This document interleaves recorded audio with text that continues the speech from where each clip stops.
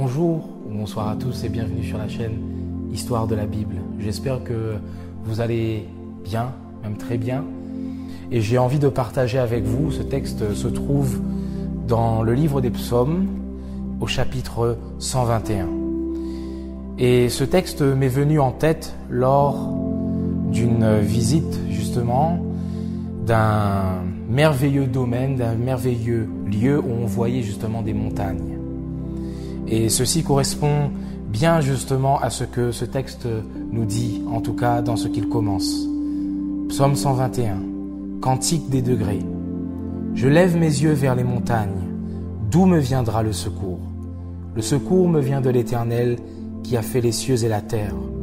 Il ne permettra point que ton pied chancelle. Celui qui te garde ne sommeillera point. Voici, il ne sommeille ni ne dort celui qui garde Israël.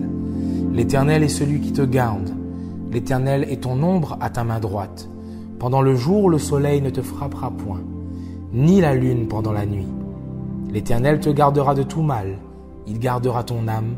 L'Éternel gardera ton départ et ton arrivée, dès maintenant et à jamais. Nous retrouvons dans ce texte ici un texte qui se retrouve dans un groupe de textes qu'on appelle les Cantiques des degrés, qui commencent du psaume 120 au psaume 134, qui font partie de ces chants, de ces psaumes qui étaient très sûrement lus, voire même plutôt chantés lors de la montée du peuple jusqu'au temple de Jérusalem, où il se remémorait de tous ces textes qui comportent justement ce cantique des degrés, donc le cantique des montées.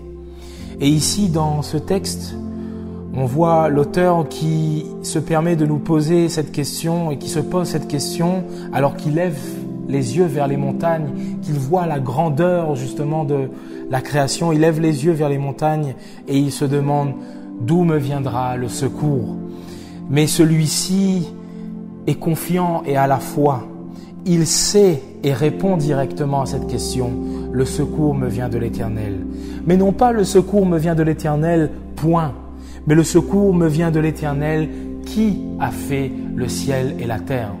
Il est important de se souvenir que celui qui nous apporte le secours, que celui qui nous apporte sa protection est celui qui a créé le ciel et la terre. Ce n'est pas n'importe qui, c'est le Créateur, c'est celui qui a possession sur toute chose, c'est celui qui a pouvoir sur toute chose. Et c'est de lui-même que vient notre secours. C'est celui qui ne permet pas que notre pied chancelle. C'est celui qui justement garde. Et celui qui garde, lui, il ne sommeille pas. Il ne sommeille ni ne dort, nous dit le texte. On voit que l'auteur a envie de nous dire vraiment que le Seigneur est celui qui garde.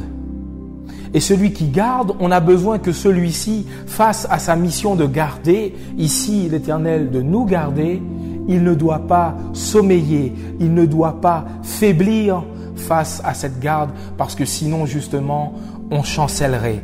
Mais justement on ne chancelle pas. Pourquoi?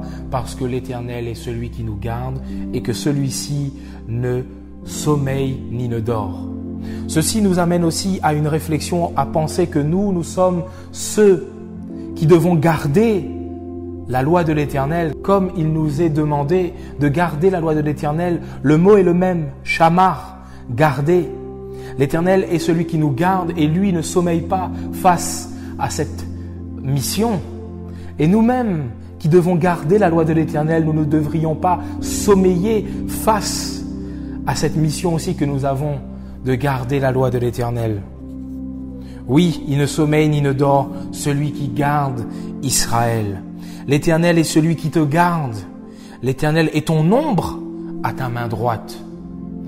Ici, nous pourrions voir plusieurs manières d'interpréter, mais je peux en citer en tout cas deux. L'Éternel est notre ombre à notre main droite, c'est-à-dire que l'Éternel est celui, oui, qui nous garde et qui est là pour faire des bienfaits envers nous, car la main droite, n'oublions pas, c'est la main forte, c'est la main puissante, mais c'est aussi la main de bienveillance, en tout cas dans la parole de Dieu. Mais ceci nous invite aussi Si l'Éternel est notre ombre à notre main droite, c'est celui qui produit en nous la bienveillance. Et c'est sur lui que nous devons nous baser et nous poser pour accomplir la bienveillance envers les autres. Et justement, je vous ramène à une vidéo que j'avais faite, c'était la première vidéo de la chaîne, où on parle de la bonté de Dieu que David, le roi David, a voulu exercer envers les descendants de Saül. Mais ça, c'est justement une autre histoire à voir dans cette vidéo que je vous mets dans le lien juste en haut.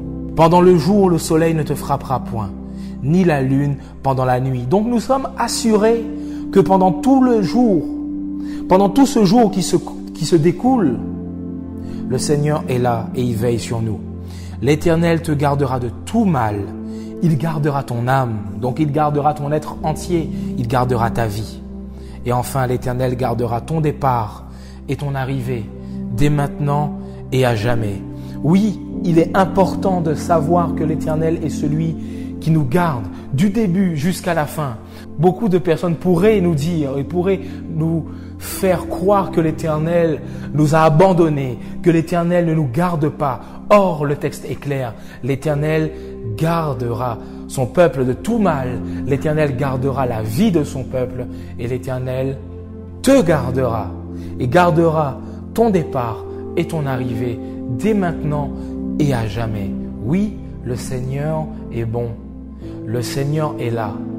Nous pourrions chercher vers qui tourner nos regards, vers qui appeler le secours.